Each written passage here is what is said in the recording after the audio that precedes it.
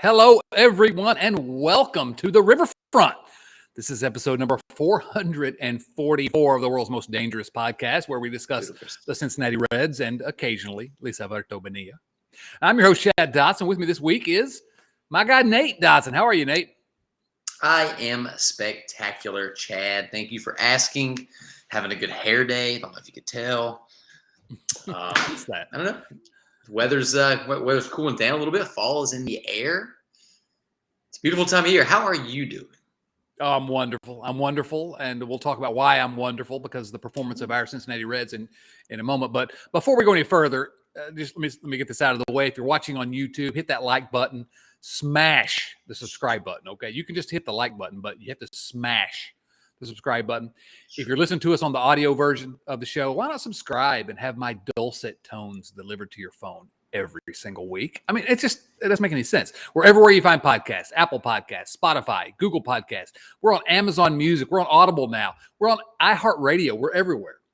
And then one more thing, this show would not be possible without the support of our Patreon family. So if you want to go a little deeper, help keep the ship afloat, maybe you get a couple of rewards in the process. It's a reward. Why not join us? Go to patreon.com/riverfrontcincy or click the link in the show notes. Nate, this has not been a banner week for the Cincinnati Reds. They usually aren't. This one's been particularly gross for the entire city of Cincinnati. But there have been some positive things that we can touch on. Oh, we've got some fun things to talk about, no doubt about that. But we have to start here, which is that since we last joined you here on at the Riverfront, the Reds have lost 6 in a row. Ooh. They dropped 2 of 3 to Milwaukee, and they lost 4 games, swept in a 4-game series at home against the Pittsburgh Pirates. First time the Pirates swept the Reds at Great American Ballpark. First time they swept the Reds in Cincinnati since 1991. And, I guess we should probably mention, because you've been doing the Riverfront Bengals show with our friend Joe Farsing, and that's been in your podcast feeds. As you know, it's going to move to its own podcast feed at some point. So hang with us there and follow all that stuff. But they also the Bengals also lost to the Steelers. So screw Pittsburgh. I'm telling you, the city of Pittsburgh just FedExed a big turd sandwich over to the Queen City. It was inappropriate. It was rude and crude, socially unacceptable. No good time right now. Exactly. Pittsburgh can just take a hike. Screw you. That reminds me, actually, Nate, we have our first viewer mail question of the day. We'll go ahead and dive into those early. This one comes from the aforementioned Joe Farsing, one of our hosts of the Riverfront Bengals show. And here's Joe's question. It begins like this: Pittsburgh sucks. There's more, but I just wanted to emphasize that part of it. I went to the stadium formerly known as Heinz Field to watch my Bearcats, that's the University of Cincinnati Bearcats, beat the Panthers in 2009. Instant classic. You should watch the highlights. It's a relatively modern stadium, opened in 2001. It had the usual amenities, as one would expect, but the men's bathrooms had troughs instead of urinals. Troughs. Like we're freaking pigs eating slop. Everyone just hanging out over a gigantic basin, draining the lizard. From what I've researched, they still use them. What in the hell, man? That's his question. Nate, do you have an answer for that? What in the hell, man? I am curious as to what Joe did to find out that they still use them. That doesn't seem like a great situation. I don't know.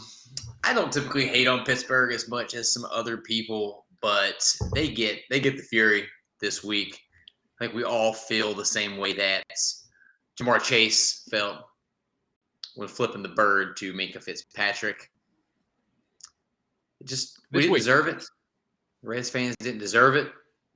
Bengals fans, the city of Cincinnati did not deserve the treatment they got from Pittsburgh. And now, all of a sudden, we're fighting only a game and a half up for last place in the NL Central. Oh, Screw you, Pittsburgh. Screw you. you know, I've actually spent some good times in the city of Pittsburgh. As much as I hate to say it, I'm not going to say anything more because I don't want to. This is not the week to be saying anything positive about that town or their lousy fans.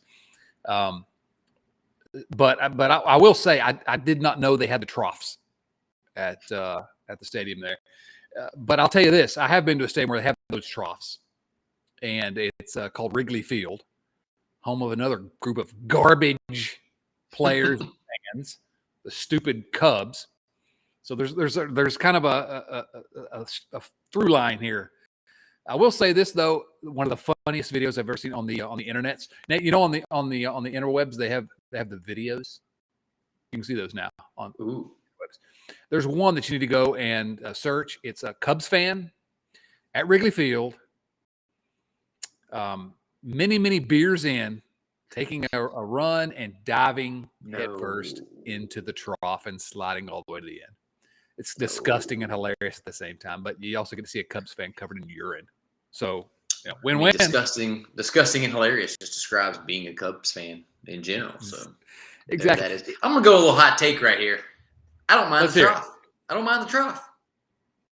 The urinals, unless they're automatic, you are gonna go push the thing down all the time and get everybody's pee hand germs all over you? You don't want to do that. The trough takes care of that problem. You don't have to stand in urine splatter. Yeah, you get the proximity issue. People a little close, but in my experience, using troughs, people tend to mind their own business. And if they don't, well, congratulate them on a job well done, and you move on with your day. Don't mind. We're 7 minutes in, and we've already gone completely off the rails. Nate, come on, get out of here with that ridiculous take. Nate, let's get into the Reds news of the week, I guess. But before we actually get into the news, there is a question I keep getting on the Twitters, and I wanted to get your opinion on it. And it's people are like apologizing for even asking the question because it's not his fault that the Reds stink. But I keep getting this question: should David Bell be fired? And we've had this question for the last 4 years on this show. We've debated it. But do you have any thoughts about David Bell? I mean, first off, I don't know how much of this team's performance is his fault. He certainly doesn't seem to be getting any more out of his guys than is expected. They're not playing above their abilities by any means. He's 36 games under 500 as a manager going into recording. I don't know. I think it depends on strategy, right? If they are just going to sign a bunch of rentals just to get through next season, then yeah, keep him, sure. But if they're going to use next season to bring up some of those closer top prospects, it might make sense to figure out who that next person is going to be that you want to lead the young fellas and go ahead and get started. So I guess that's it. I don't know. David Bell's not good, but I don't know how bad he is either. Right. I think you're right. I think my actual answer would be who cares? I mean, really, who cares at this point? He's not been given a team to work with, but I've said it over and over here, and I still say that the times that during David Bell's managerial career where his teams have overperformed expectations are few and far between. So I don't think there's any evidence that he's a good manager. I'll say it. There's no evidence he's a good manager. Mm-hmm. I think you make an argument he's just an average manager. And so I've said that over and over. I won't dive into it more, but I think he's just your ordinary average manager that does dumb stuff sometimes and yells at umpires occasionally. And no, he's not the guy to lead us into the next generation, next good Reds team. But if he's managing the Reds next year, it's really a push. I mean, who cares, really? So I asked you a question my answer was who cares, which is probably not a good way to start the show with that question. Let's talk about the news of the week, Nate. You may have heard about this thing called RedsFest. Well, RedsFest is returning to downtown Cincinnati after a 2-year hiatus. You get a chance to hopefully meet all 98 Reds that played this year at the Duke Energy Convention Center in downtown Cincinnati on December 2nd and 3rd. Tickets will go on sale November the 7th. Nate, RedsFest. Let me just say this. I'm probably not going to RedsFest. I doubt they're going to invite me to have a booth or for us to do the show there live at RedsFest. But two things. I would consider going to RedsFest before I would consider going to Great American Ballpark, because I just learned that the proceeds from RedsFest go to charity. So if that's true, I don't know if it's true. I didn't do any research. I didn't prepare for this show. I don't want anyone to think that I would do that. But if that's the case, all right, it's not going into Bob and Phil's pocket.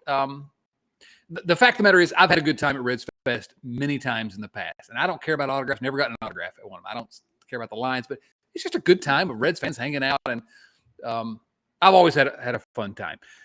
Nate, any thoughts about RedsFest? It would be difficult for me to be less excited about that announcement. I imagine that there's a scenario where they keep some of the guys that were on the team going into this last offseason. That might generate some excitement. It might, go see some of your favorite players. If you have kids, sure, it's got to be a really cool experience for young boys and girls to go and see some of these professional athletes. But right now, I mean, who are you going to go see? I mean, if they can get Joey Votto there, yeah, of course, that's awesome. But there's just not a lot of star power. Okay, I am gonna have to kind of disagree with you a little bit there.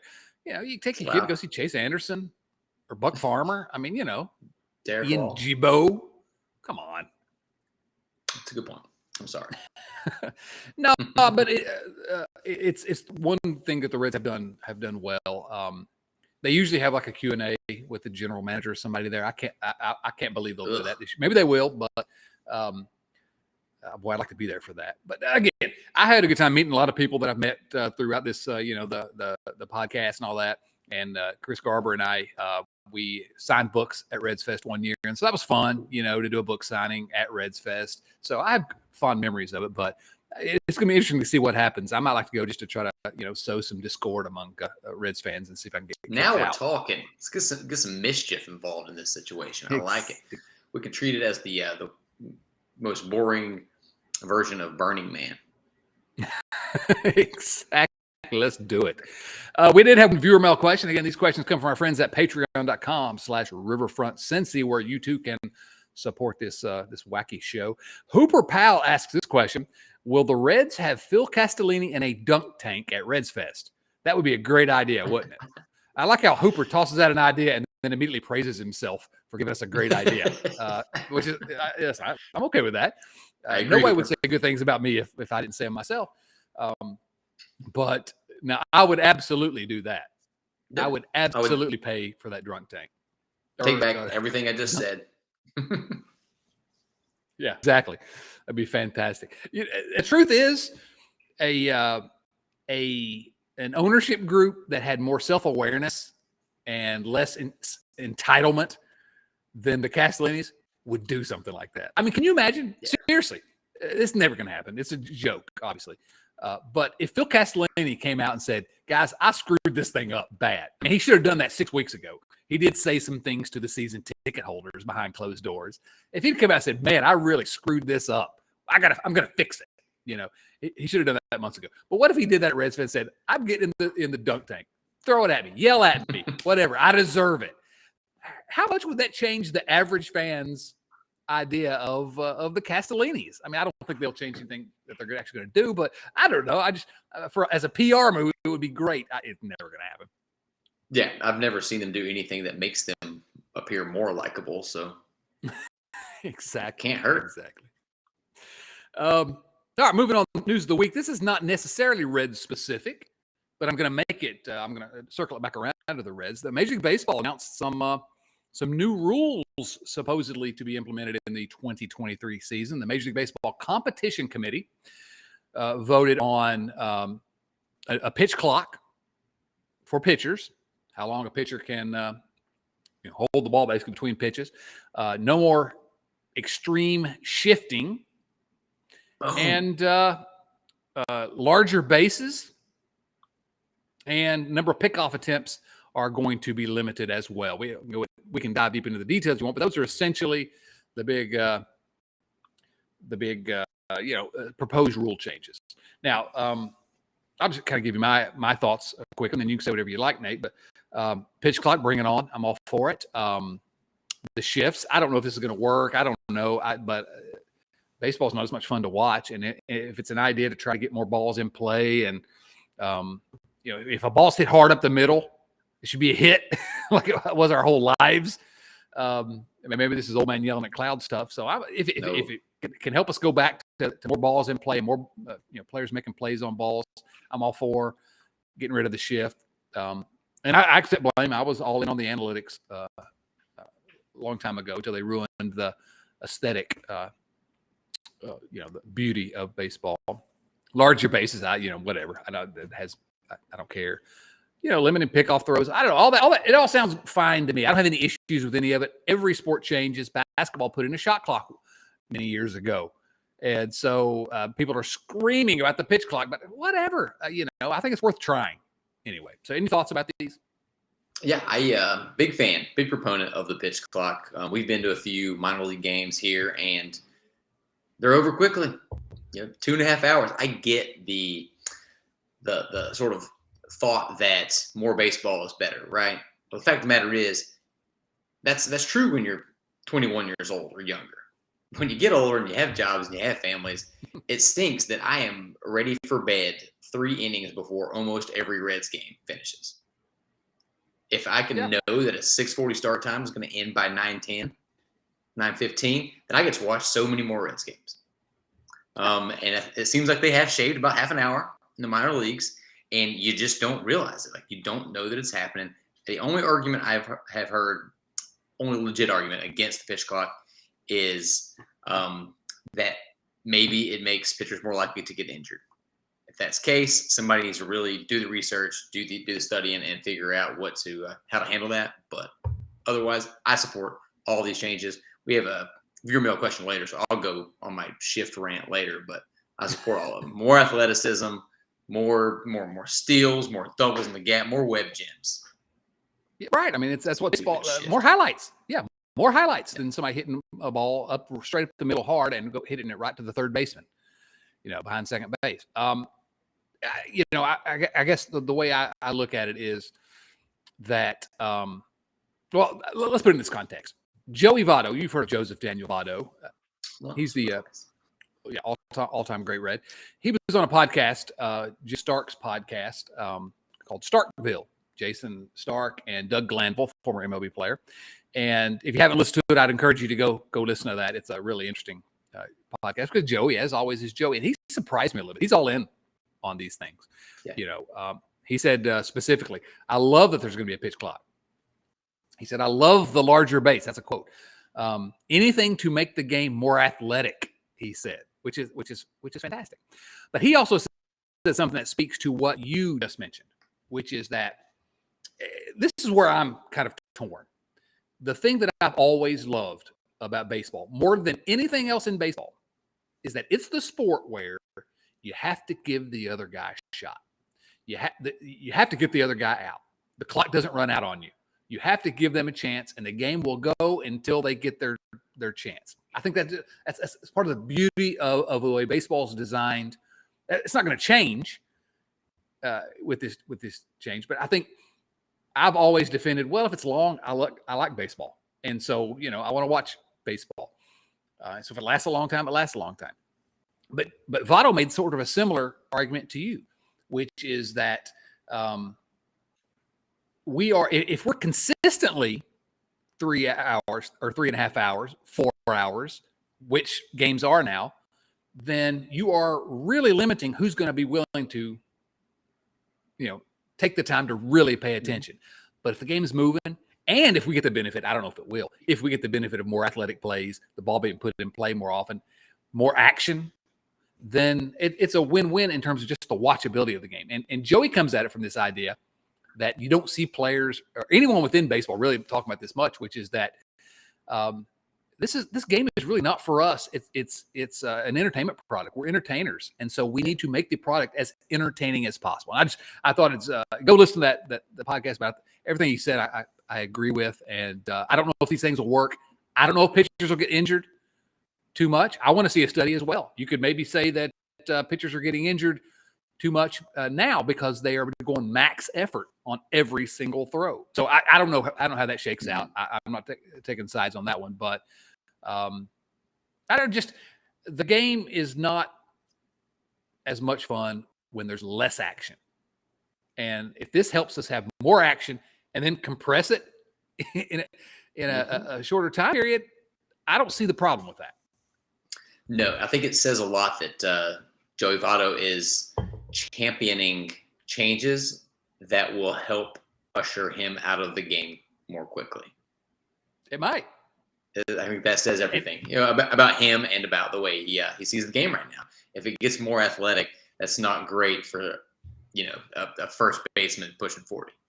And he kind of touches on that a little bit, just very briefly. But yeah, I just think these things we need to try them. Every other sport changes, and I know baseball, and I've been the same way. I've been that guy that I love this sport. Why are we trying to change it? But every single sport changes, and if you don't, you're doomed to irrelevance. And I just think that baseball has kind of shot themselves in the foot a bit. I don't know if these shift rules are going to work, but I'm all in on trying all this.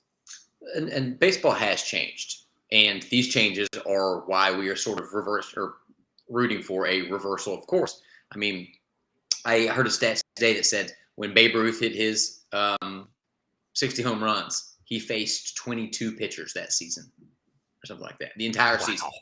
Wow. When Roger Maris did it, he faced 40-something pitchers, whereas Aaron Judge this season is on pace to face over 200 different pitchers. The game has changed. The game evolves like crazy. People did not shift every single batter throughout baseball history. The shift's been around in different forms, but not the way it's deployed now. So this is just like a lot of things you see in a lot of sports. They push things in a direction, see if it works or not, and take what does, pull back what doesn't, and the game keeps getting better. I think baseball has resisted that more than any other major sport, and this is a step in the right direction. Yeah, I think so. And if you disagree, wonderful. Disagree. Sound off in the comments.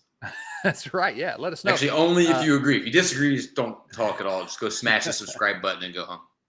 Exactly. I think there are arguments to be made here, but I'm willing to. I do love this game. I do want to see it. I like singles and doubles and stolen bases. I miss them. A couple of things, but I mentioned the Joey Votto interview, not just to talk about the rule changes, but he did say a couple of things that are of interest to Reds fans. Number one, he says that he's very hopeful that he's going to be back by opening day of next year, which is encouraging. I don't know that I'd heard him say that out loud, and I don't know if he really will, but that's his target. So that would be great. But the most interesting thing he said to me in this show was, how long do you have left, Joey? And he said, maybe 2 years. I mean, he really hedged on 2 years, which makes you think that it's possible. And in Joey Votto's head, it's possible this year could be his last year. Maybe he says maybe 2 years in the sense of, well, if I can do 2 years, maybe I can do 3. I don't know. But he sees the end. And it's the first time that I've seen him acknowledge the end of the road. And you can go listen to it again to hear what he says about it. But it's in stark contrast to me. I interviewed him back in March, and he refused to concede that the end was anywhere near. And so this year's taking a toll on him, and he's kind of rethinking things in some ways. And because I tried to get him to say it, I tried to get him to talk about his legacy and how, what's his career look like when it's over. And he wouldn't take the bait because he just come off this great season. And that's what he says in the show, which is like, last year, everything was easy for me. I was like, I can't believe this. This is great. I'm going to do this forever. And then now he sees he had the injury, and Father Time's catching up a little bit. But when he admits that the end is close, it makes me want to cry. If you're not watching on YouTube, you can't see there's a single tear rolling down my cheek. So. Yeah, it's tough. A lot has happened for Joey Votto since you interviewed him. He's lost a lot of teammates that he liked a lot. He's lost a lot of games, both as a team and because of injuries and stuff. And I think that, and this is just pure speculation, of course, could be nothing. seems like he's having a lot of fun behind the camera, behind the microphone.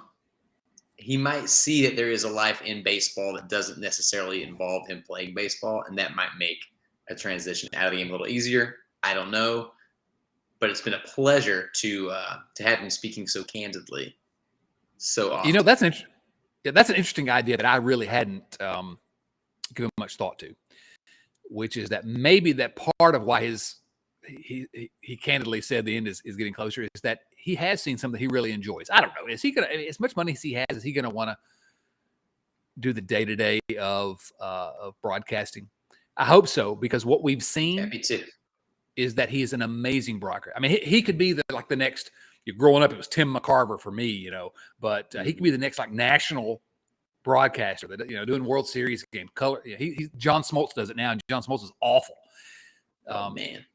He could be as big in color commentary as he is as a player. If you kind of, equate those two, which you can't, but I think you know what I'm saying. So maybe he sees that, oh, you know what? I can stay involved in baseball. I love this sport. And, maybe it's an interesting thought. I need to think about it a little bit more. Don't drop these things without testing me first, man. I need to be able to think about it in the show notes. Sorry. There you go. All right. So other news of the week quickly. Not a ton, really, because we are really desperately trying to avoid talking about the actual game action, what happened on the field this year, because screw Pittsburgh. I went to Pittsburgh and they put fries on my sandwich. Fries and coleslaw on my sandwich. Without asking you? They just did it? Yeah. You just order a sandwich. They put the fries right on there. And yes, it was great, but still, why would they do something dumb like that? I don't care. Granted, we do support a city that just combines chili cheese, conies, and slices of pizza, so I don't know what. Oh,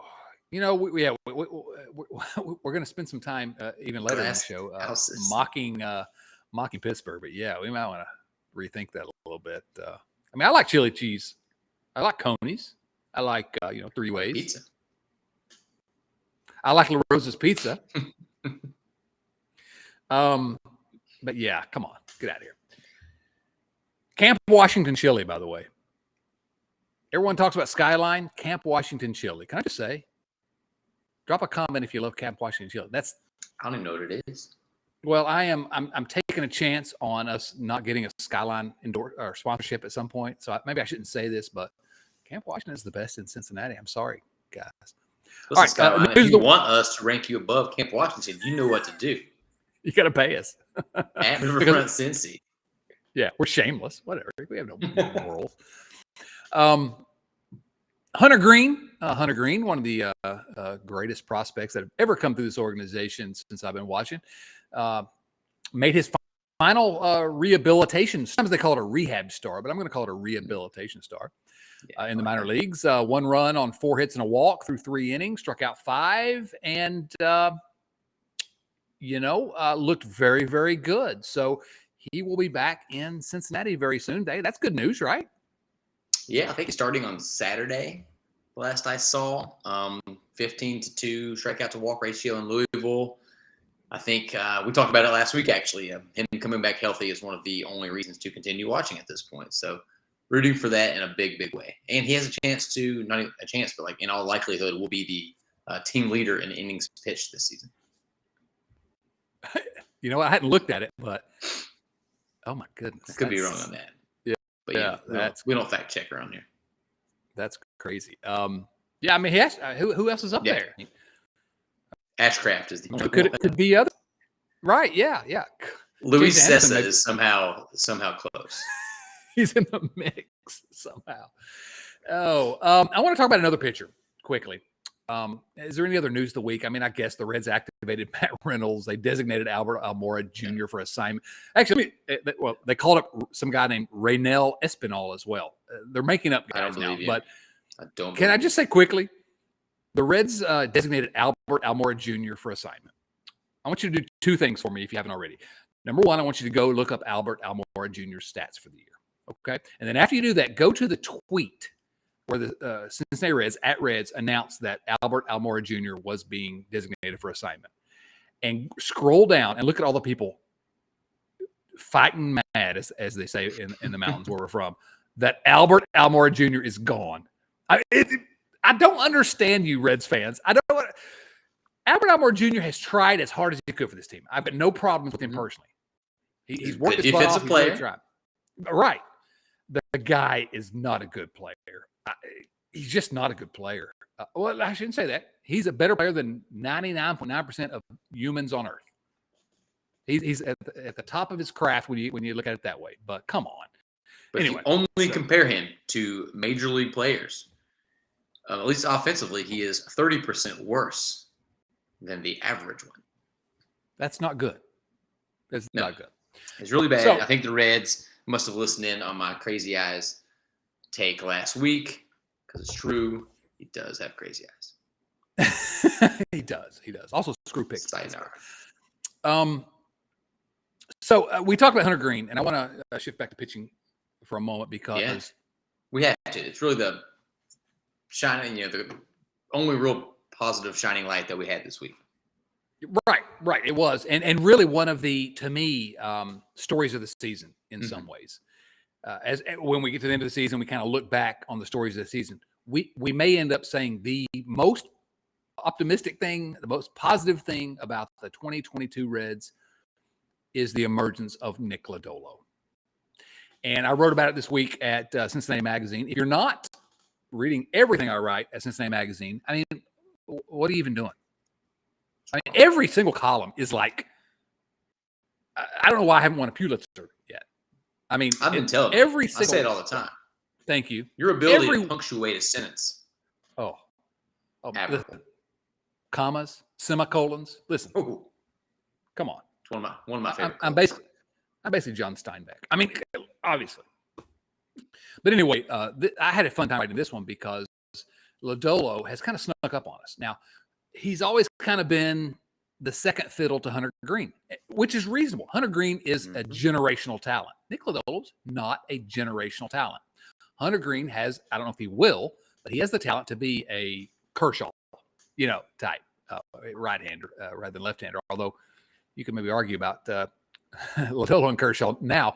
But all of a sudden, Nick Lodolo, he had the back injury that lasted seemingly forever, but which none of us were really pushing for him to come back. I don't think you might be able to go back into the archives and say that we were, but just we knew he had an innings limit. So, and I was optimistic. I was loving what I was seeing from Lodolo early in the year. He was perfectly cromulent.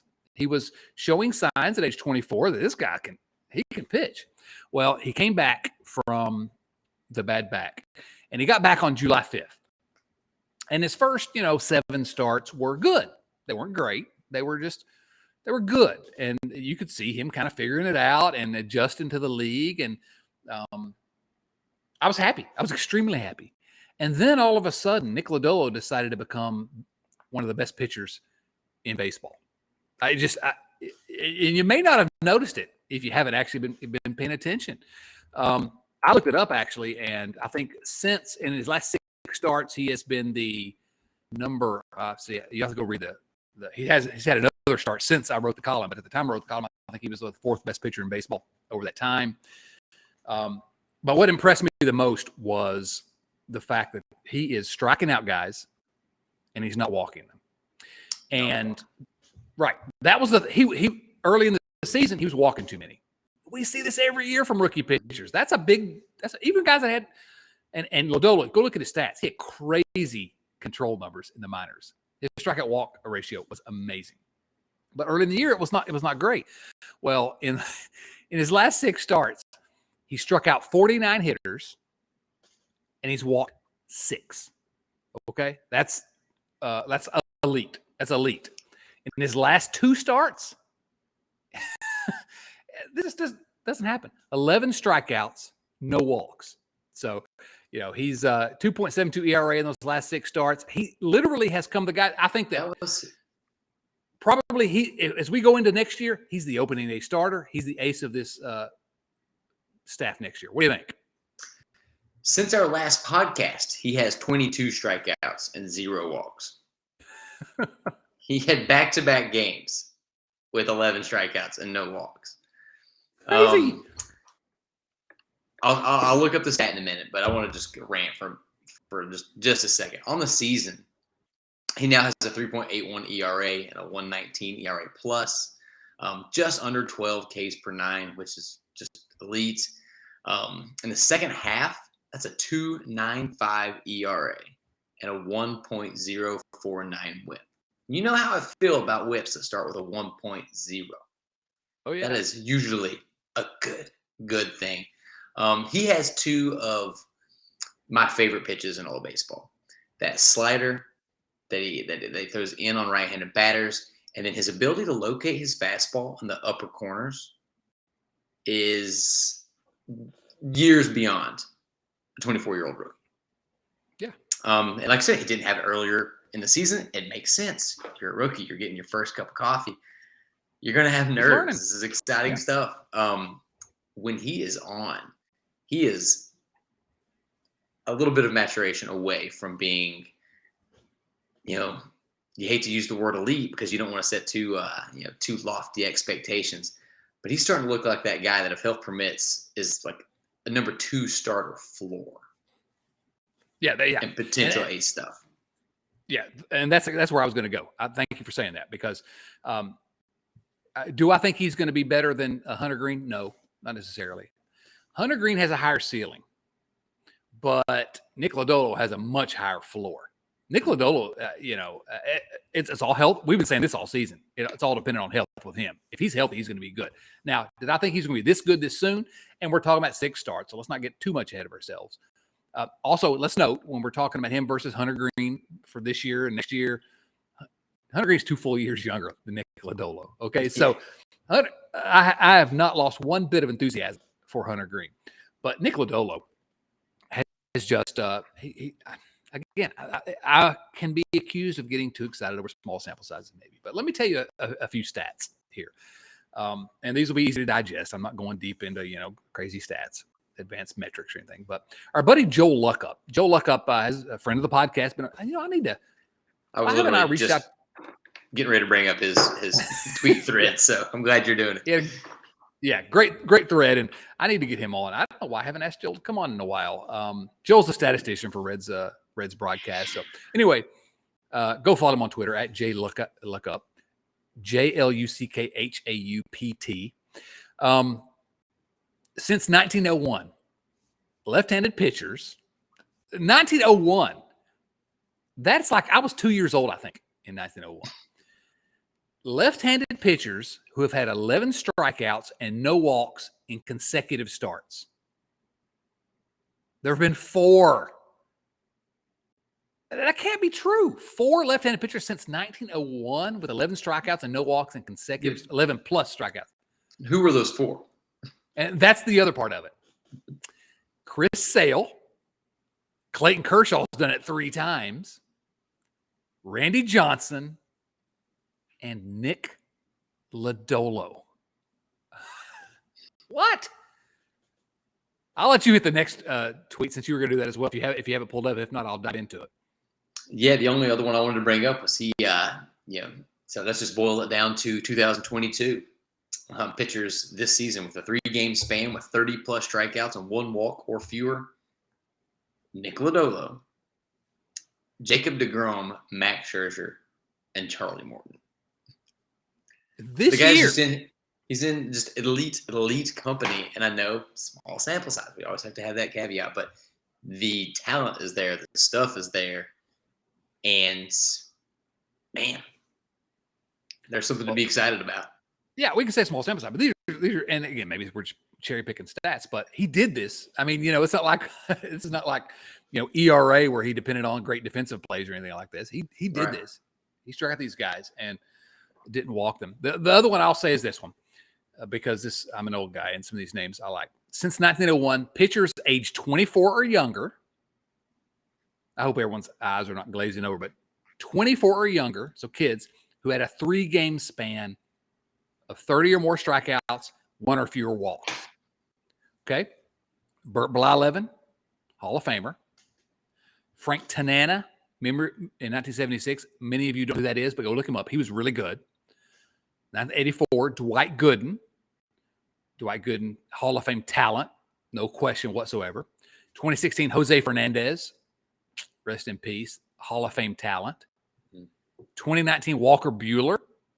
And 2022, Nick Lodolo. Joel, I didn't want to bring that one up because I didn't want to have to try to pronounce Bly11. I was going to butcher that. So. Bert Be Home Bly11.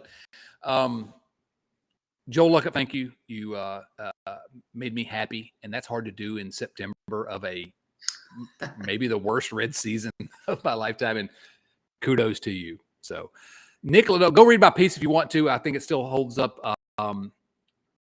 The only thing I would mention about Lodolo is that since you mentioned his pitches, I mentioned in the column, which is that Pitching Ninja.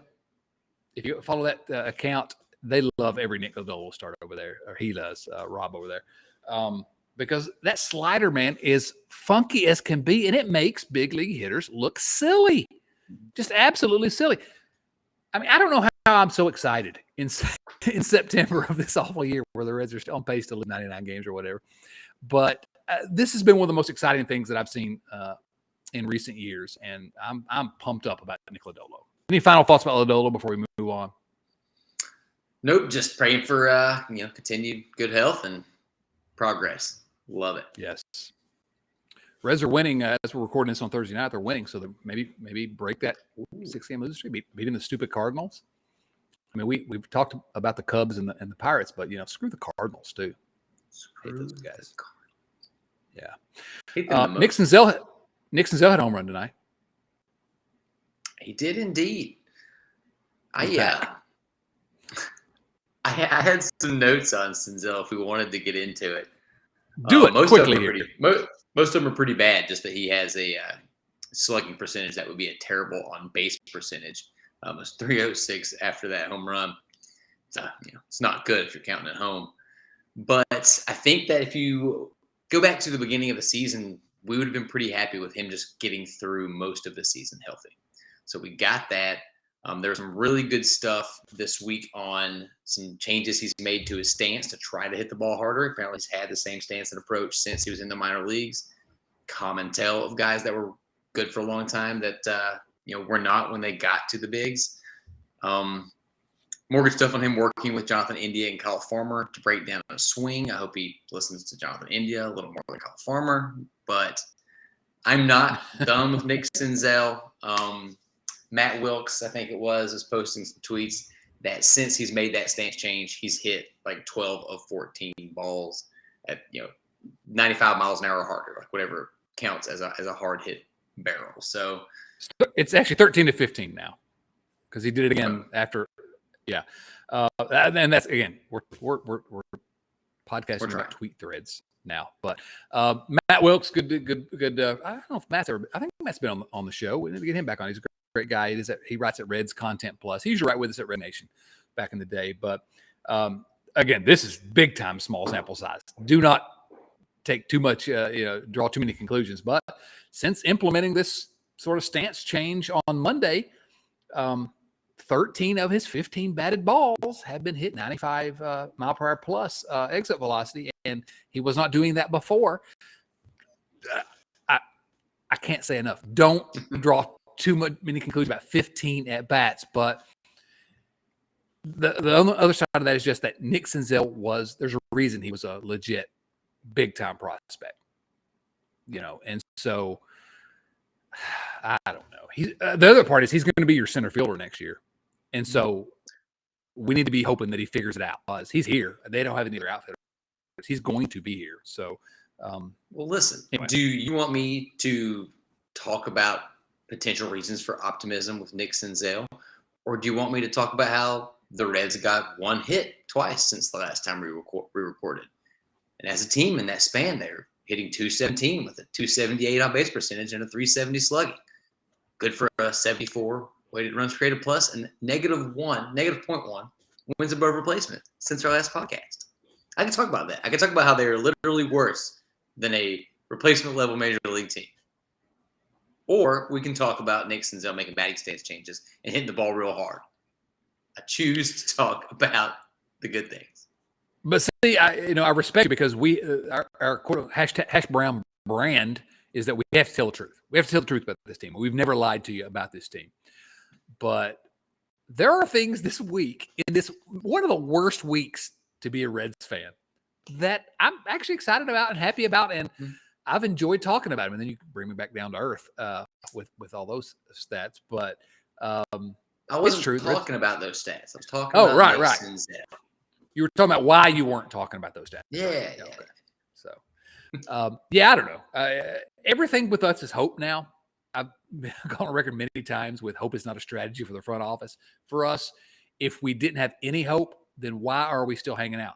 You know, and someone said that in our Slack channel. If you're the lowest level, I don't should put it that way, but the minimum monetary contribution to the Patreon, you get access to our Slack channel. And if you don't know what a Slack channel is, go look it up. But the discussions there are often hilarious, always fun. And someone said this week, you know, I'm still watching them. I'm still going to love them no matter what. I can't help myself. And that's the way we are. We wouldn't still be doing this every week. But I guess the point I'm trying to make is that if we couldn't have some kind of hope, couldn't figure out reasons for hope, then there's no reason for us to continue talking about this team every week. Let's just move on. Yes, the Reds have smacked us around, but here and there you can find. And again, we're not going to lie to you. We're not going to tell you that they're great minor leagues. They're going to be awesome for the next 5 years because they got all these holes. We don't know that, but I do have hope. And if we don't have that hope, then what's the point? I guess. So I don't know why I went off on that rant there, Nate, but I did. Well, let's bring it back around. The standings, the Reds are 56 and 86 going into this recording. Stop. 27 and a half games back in the Central. You know who are ahead of in the standings? For now. The Nate? Pittsburgh. The stupid Pirates from that garbage city of Pittsburgh that kind of has a really nice downtown area. If you're looking for reasons for optimism, for something to watch out for, a historic performance is within reach. The Reds are on pace to lose 98 games, but a little continued slide here. We could hit that 101 number that I've been rooting for 2 months now. Yeah, you lose 99 games. That's a garden variety bad year. Did you know if the season ended today, the Reds would be the 11th worst Reds team based on win-loss percentage in their 140-year history? So what you're telling me is not the bottom 10. Not the worst. I'll tell you what, I started looking into some of those depressing numbers for a little bit, and what I learned was that the 1930s, I knew you were going to say the 30s. The Great Depression was bad for everyone, but Cincinnati had a worse decade than most. Jeez Louise, tough times. Yeah, I know that because during the 4 straight Reds lost 90 plus, we were like, well, are they as bad as the 1930s Reds? And this is the area in between the 1919 championship and the 1940 championship. So, oh man. Hey, but you know what? Nick Senzel's had 15 really good at bats. So that's something. This seems like a good time to get into some viewer mail questions. What do you think? Shall we please? I've been trying to do that for a while. First question, again, all these questions come from our friends at patreon.com/Riverfront Cincy. Now, over the offseason, I hope we're going to get into more taking our questions from other outlets as well. But right now, because of the way in the season, we have limited time. So we're going to answer the first one from our buddy Joey Gaditza. Joey Gaditza from the country to our north, Canada, says, hey, guys, okay, how about this? The shift. You can deploy it 3 times in a 9-inning game whenever you feel the need. This is his proposal. Deploy the shift 3 times in a 9-inning game whenever you feel the need. Extra innings are not allowed. Postseason, same rules. It would make the skippers, that's managers, really have to think it through. What are your thoughts, Nate? I sensed earlier that you had some thoughts about this. I don't really have any thoughts necessarily. Do you want to tell me what do you think of this proposal from Joey? I don't hate it. I mean, I'm against it. I'm against the shift in all forms. Joey's ideas are not terrible, maybe even only for the playoffs. Just kind of back to what we were saying earlier, more athleticism is better. Joey made a point in his interview about we're missing out on Ronald Acuna Jr. web gems in favor of one hopper is to the third baseman. You're taught your entire life, line drives up the middle are a good thing, and then one day they're not. I want those diving plays. I want web gems. I don't want Mike Moustakas falling down when balls are hit hard in his general direction. It's supposed to be entertaining. The shift is not entertaining. Beating the shift by bunting to literally no one at third base is not entertaining. End of rant. No shift. Yeah, that's sort of been my thought when people say, "Why don't you just lay down?" And Tucker Barnhart, if you remember, he did it a couple times last year. Why don't you just lay down a bunt and beat that shift? And to me, I'm like, okay, you can do that. That's not entertaining. That's not fun. Also, I love the high school coaches are out there. Just lay the bunt down. You get all that space. Look at Nick Lodolo's slider and go lay that bunt down. Yeah, lay it down. It's I always think about, I don't remember who said it, but the batters are coming to play, and these are highly paid batters, and they're like, somebody in the 70s said, you know what, the pitcher drives a Mercedes too. The pitchers are really good too. It's not that easy. Next question comes from our friend Seth Shaner. Seth asks us, what would you do to change the mentality that permeates smallish market teams' fans? The quote, they had to trade all these guys because they couldn't afford them, so get what they can, unquote, mentality. Yes, if that's the road you're going to go down, then by all means, get the haul. But this woe is us mentality over a team worth around $1.5 billion feels fabricated by small market owners across the country. I'll tackle this one first, Nate, and then if you have anything, I'll let you dive in. What would you do? Listen, the fact of the matter is, quote unquote, small market owners have done a great job of convincing their fans that they can't spend money. The Castellinis have convinced Reds fans they can't spend money. Now, this year, for the first time, they're kind of staying away from the park a little bit. But you'll also see so many people willing to defend the regime, willing to defend the Castellinis. They're a small market. They can't afford it. Nonsense. Here's what I would do. It's never going to happen in American sports, but here's what I would do. I've said this here and elsewhere before. You implement relegation like they have in European football, soccer. And what that means is, in the English Premier League, for example, Barclays Premier League, the 3 worst teams in the league, they go down to the second division, the minor leagues, essentially. The 3 best teams in the minor league come up. And so what happens there is every team in that, and it's ever that way all the way down through the 12th division or whatever. You get a chance to make your way up by spending some money and being competitive. That's not going to happen here. The other thing I would do is, and when I'm a United States Senator, I'm going to do this. I'm going to push as hard as I can to have the MLB's antitrust clause or exemption revoked. The fact they're exempt from the antitrust laws is outrageous, and that causes these owners who get in the club to not have to spend money. So, promotion relegation is the real thing, because if the Reds had to be in AAA next year, they'd spend some money to stay in the major leagues.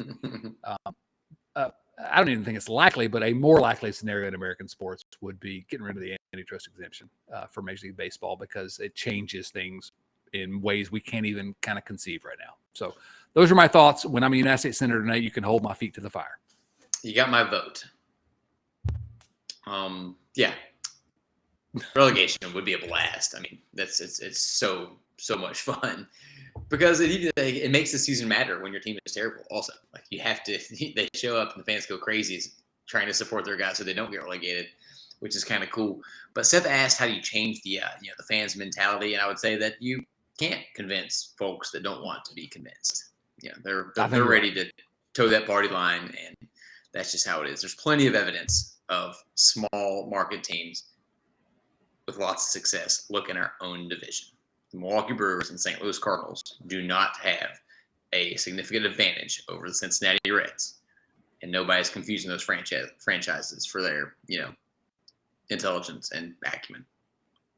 Well, they do have an advantage over the Reds, but it's not related to the market size. Yeah, they're well run. Precisely. Yeah. So, but the problem is, I don't understand the fans that would want to defend the Castellinis. There's no defense for what the Castellinis have done. There's not. And you just gave the reason why. Look at the Cardinals. Look at the Brewers. I mean, even the Kansas City Royals won a World Series in 2015. Right, and the Royals are not San particularly Diego well run. Padres have a small market, and they just mortgaged everything to get elite talent and make a run. Yeah. What is that about? What is that about fans that make one want to defend the ownership?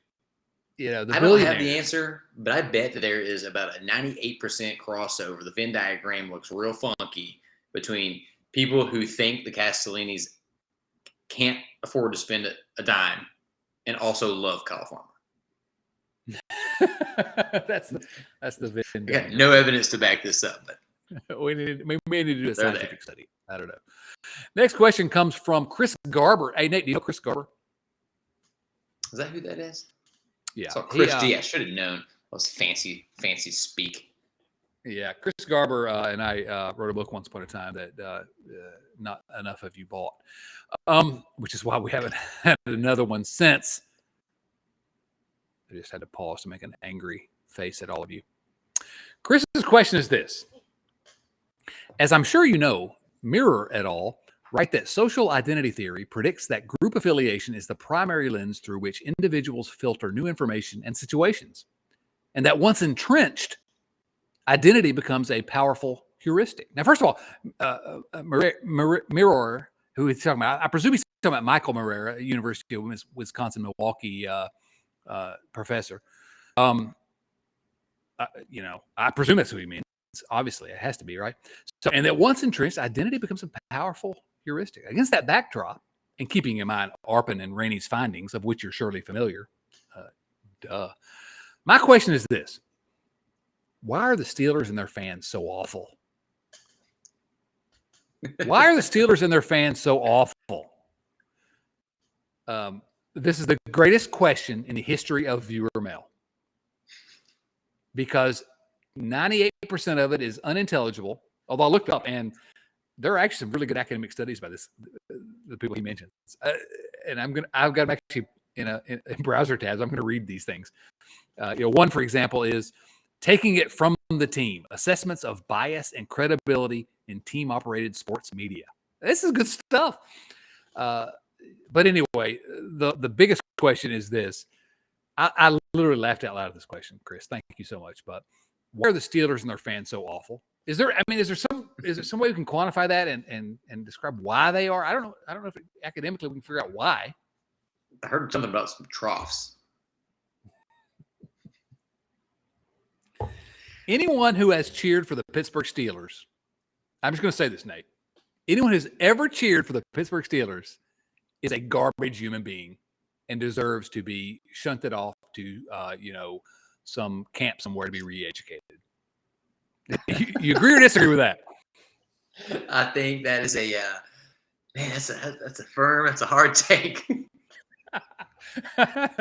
Re-education camps for Steelers fans. Is that too much? Have I gone too far?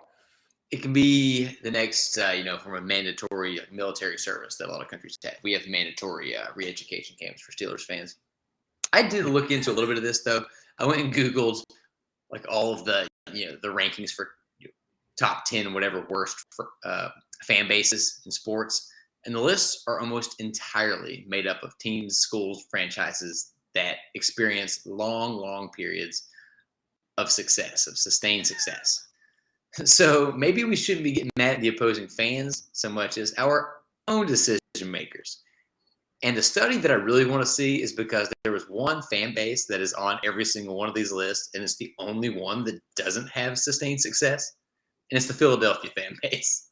Oh, that's great. Yeah. So let's take our gaze away from Pittsburgh, move it over to Philadelphia, and figure out why they are so terrible. Congrats, Philly fans. The whole world agrees. No, screw Pittsburgh. Mostly screw Pittsburgh. Next question comes from Rich Thompson. Rich says this: if you had one wish for the Reds next year other than Bob selling the team, what would it be? If I had one wish for the Reds next year, it would be that the Reds win the World Series. Ooh, I mean, they'll get one. That's my wish. What about you, Nate? I never asked Santa for a new car because I knew he wasn't going to give it to me. If I had one wish that I thought might get granted, maybe just be sort of sneakily competitive, play some meaningful baseball games in September. Something like this year's Orioles team. Just outperform your expected schedule and have a lot of fun. Give fans reason to show up and pay attention every day. That's all we the have. Saddest thing I've ever heard. It's the saddest thing I've ever heard. Sad. You're given a wish. You're given a wish, and you're like, I just hope that everybody has fun. I mean, come on, dream big. Next question on Viewer comes from Rich Thompson. Oh, he double dipped. He cheated. You can't double dip, Rich. You take one dip. It because he chose a topic that I'm passionate about. It's a good question, but I mean, if we learned nothing from Seinfeld, we learned that you take one dip and then you end it. All right, Rich, we'll let you get away with this time. Is Alejo Lopez deserving of an MLB roster spot with the Reds next year, even if Kyle Farmer is not traded during the offseason? Nate, I agree with you 100% on this, but I'm going to let you poetic about Alejo Lopez. Oh, man, I am an Alejo Lopez stan. My guy is hitting 311 going into today with a 371 on-base percentage, a 111 OPS plus. For comparison, everyone's favorite non-Buck Farmer has a 95 OPS plus. And for those of you, what is it? Wait, what's Kyle's? 95. That's actually better than I would have expected. Better than I thought. Well, he's been playing well lately. But for those of you that don't know what OPS plus is, it first off, congrats on successfully playing a podcast on your device. But it means that Alejo Lopez is 11% better than the average major league ball player, and that Kyle Farmer is 5% worse. There is every reason in the world to have a guy like Alejo Lopez on your team. I'm not arguing that he needs to be starting anywhere on the field, but having a guy that just puts the bat on the ball and can play 4 or 5 positions is so useful. We can rant and rave about Aristides Aquino all we want to, but you need guys like Alejo on your bench. And he's got a super cute girlfriend, which I appreciate. Good for you, Alejo. Having a good year. Good for him. Good for him. He's living the dream. He's short. He's really short. And I really think that's a big part of the reason why he's not really, again, he's not a star. He's never going to be a star, but he's a useful big league player. And frankly, I don't want to say anything bad about Kyle Farmer because I know many of you are passionate about Kyle Farmer, but I mean, what's Kyle Farmer bring you? Maybe some pop. Kyle Farmer can hit the ball a little harder, maybe hit it out of the park occasionally. And I don't dislike Kyle Farmer necessarily, but Alejo Lopez, I don't understand why he is not, already penciled in on the Reds bench next year. And you play him 4 times a week, and he's going to put the ball in play. He's going to hit the. He's what everybody wants Albert Almora Jr. to be. Yes, he's a good Albert Almora Jr. I don't know. I don't have anything more to say. I think you nailed on the head. Alejo Lopez, first of all, Alejo Lopez is fun to say, and so I'm looking forward to that. Great But I don't understand why he doesn't really get a shot. A shot. What's a shot? I'm not suggesting I bring him up and start him 7 days a week, but I love that guy. He's hit everywhere he's been. He's not made for power in this day and age. Power's the thing, but yes, we love some Alejo Lopez here at the riverfront. Next question comes from Andrew Moran. Andrew Moran? Get a brain, Morans? No, so it's Moran. This is a great question, and I thank you for this one, Andrew. I'm loving it because it gives me a chance to wax poetic about the greatest player ever in Cincinnati Reds history. In honor of episode number 444, that's 3 4s. Who is the greatest Red ever to wear 2 4s? Number 44. Besides Tanner Rainey, of course, Andrew says. Yeah, clever, Andrew. Basically, I just want to hear an Adam Dunn versus Eric Davis argument because we all win or lose in one of those. Best player, greatest Red ever to wear number 44. I mean, it's obviously Adam Dunn. I mean, just start there. Obviously, Adam Dunn, even though he was not a better player than Eric Davis, he's still the greatest Red ever to wear number 44 because he's Adam Dunn. And he double-fisted Bud Lights at his Hall of Fame induction. So that's the answer. Eric Davis is better than many of you kids remember. You just don't understand. If you'd read the Big 50, the minute moments that made the Cincinnati Reds, you'd know how great he was in 1987. But Nate, you got to. Where you gonna go? Tanner Rainey? You gonna go Mike Leake? Where are you going with this? I gave Mike Leake a look when I was looking into this. I was surprised at how similar their numbers are, Eric Davis and Adam Dunn. I mean, they are within 1 point in OPS plus. Their OPSs are within 13. Slugging percentages are within 10. Even on base percentage are within a few. The problem is, it's a trick question because Adam Dunn is the greatest player in the history of baseball. So obviously it's him. But the key was that he said greatest, not best. Because Adam Dunn's greatness cannot be counted. It goes far beyond his baseball reference page. So, right, exactly. Could he play defense like Eric Davis? No. Could he run bases like Eric Davis? No. Did he mix power and speed together better than any player in Reds history? Okay, probably Adam Dunn did not. But the question is greatest Red, and Adam Dunn is just great. I actually think there's a guy you can make an argument for as being even better than Eric Davis, if you wanted to say Eric Davis. It's one of those 200-year-old guys that nobody else has heard of. Yeah, we're talking 1942, man. Come on. Yule Blackwell. Also, if you read the Big 50, there was a chapter on Yule Blackwell. The Whip was his nickname. He wore number 44 in 1942. Yule Blackwell. If you don't know Yule Blackwell, you need to go learn about him because he was amazing, 80 years ago. Literally 80 years ago. Can I tell you the names of the players who wore number 44 since Eric Davis? Quickly.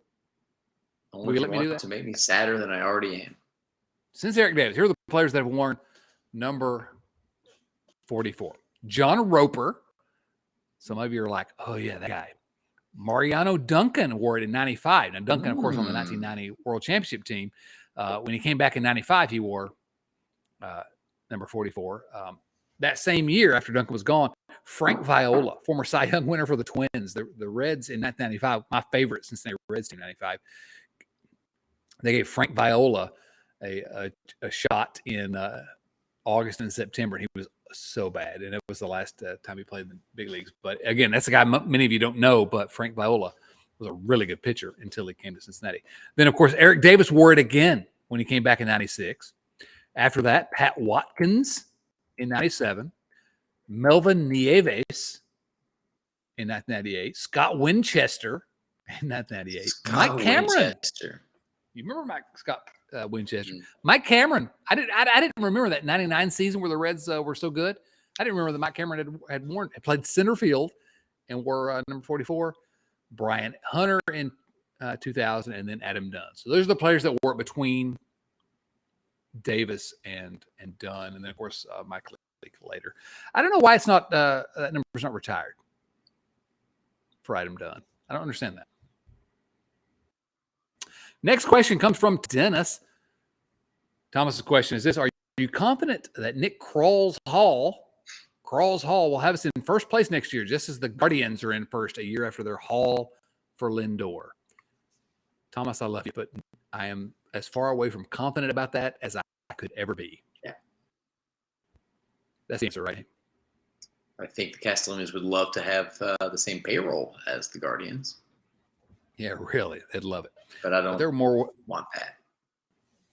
Yeah, their baseball ops people are clearly better. No, I don't want it either. Jordan Salisbury. This isn't so much a question as it is me venting. Wait a minute, Jordan. You're kind of abusing the viewer mail rules here. I mean, we love you. You're a great member of the family. But you're kind of abusing the rules. But you know what I'm going to do? I'm going to allow it. Chad, I'm one of the lost generation of Reds fans that you've written about. I was not even 2 years old the last time the Reds won the World Series. All right. Screw you for being so young. I was a fan of Dick Williams and thought the Reds would have a World Series title by 2024 with the triad that seemed triad. That's a word that maybe was. I'm just what it's the triarchy. That's what I was thinking. The triarchy in that new Game of Thrones show. The triarchy. Anyway, sorry. That seemed to be building on the backs of Hunter Green, Nick Senzel, and Taylor Trammell. Hunter still shows a lot of promise, that's to say the least, but Trammell is gone, and Senzel looks like the next Clint Hurdle or Kurt Stillwell in terms of big prospects who never lived up to the hype. Come on, man. Did you not hear earlier when I was talking about his 15 at bats recently? He hit the ball hard like a few times. Oh man, he hit more often than usual. I mean, it's really hard. I guess what I'm trying to say or ask is this: when does this get better? And my answer to that question, I'll let you say whatever you want to say, Nate. But my answer is, I've refused to answer because I fear what the actual answer is. So, Nate, it's all yours. I wish you hadn't sent it over to me.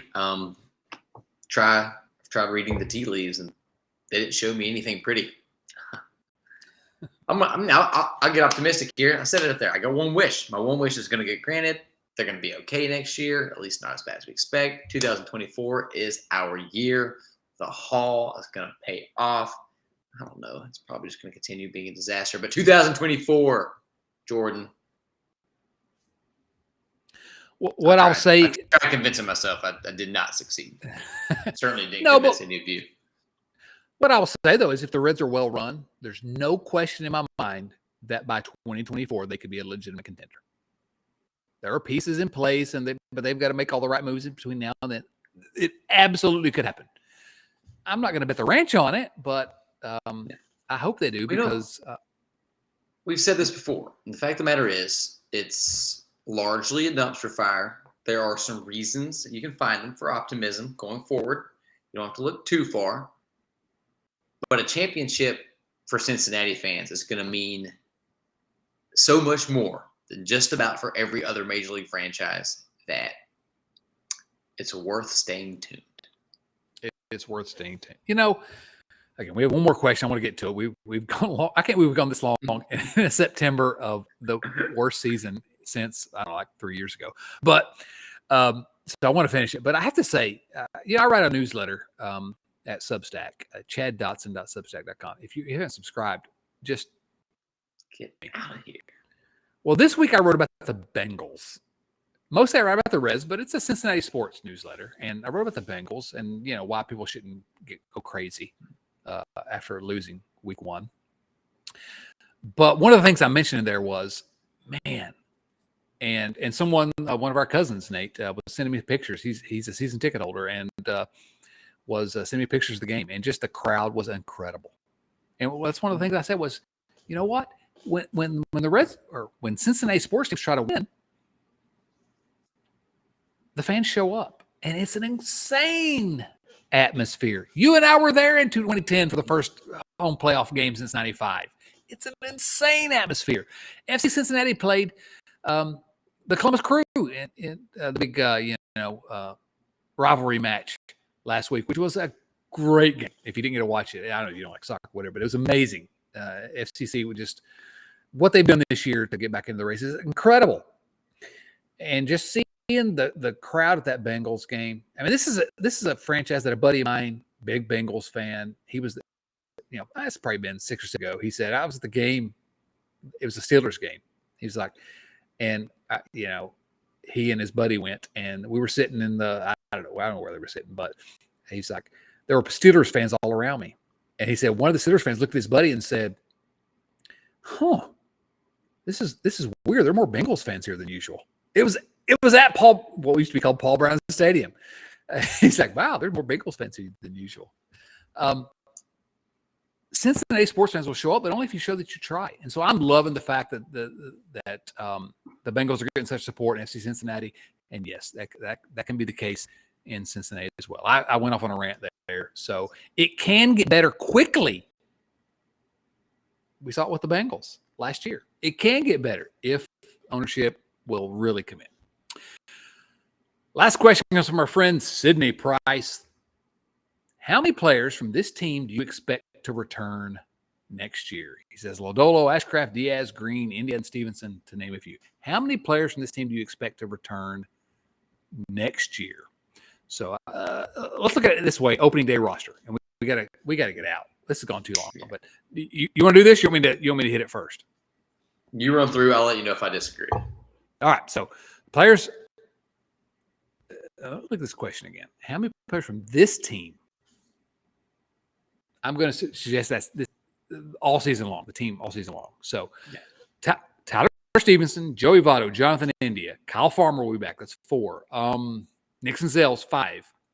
Aristides Aquino, 6. He's going to be back. I can't believe I'm saying that. TJ Friedel, 7. Jake Fraley's 8. Jose Barrero. Yeah, I'm going to say Jose Barrero's 9. Can I have some Alejo Lopez, please? I'm going to go Alejo Lopez, 10. I think he's on the opening day roster. So I'm going to say 10. That's where I'm going. Other pitchers, maybe. Hold on. Louis, what about Spencer Steer?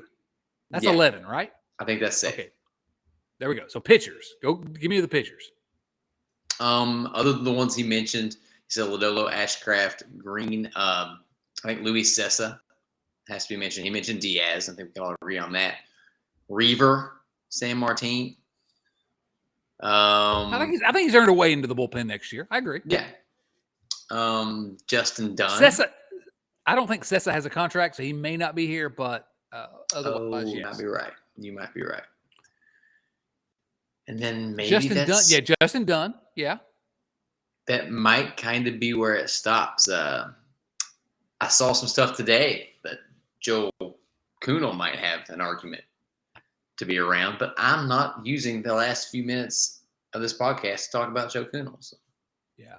I would also add probably some guys on the injured list. Jeff Hoffman's probably back. Jeffrey. Jeffrey, What's right. that guy? Vladimir Gutierrez, probably back. Connor Overton. Boom. Yeah. Tony Santillan. So TJ Antone. Oh yeah. Please, I hope TJ Antone's back. And Lucas Sims, please. Lucas Sims, Yeah, the answer is probably more than the current roster on this. If you go look at the 26 or 28 man roster right now, is mostly they're not good. But players that played all season long, I think our answer is probably almost all of the opening day roster are going to be composed of players that will play for the team this year. I'm sorry, that's the way it is. Yeah, it kind of hit home right there when we just lifted off like 20 people and the team is this bad. Let's just run it back. It's fine. Let's run it back. Nate, do you have any final thoughts for us? No. Somehow, though, I did have fun. Great questions this week from our friends at patreon.com/RiverfrontCincy. And next week we'll do it again.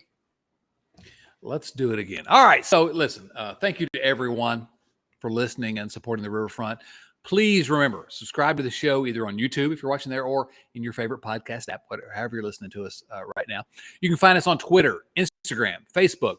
We're at Riverfront Cincy, all those platforms.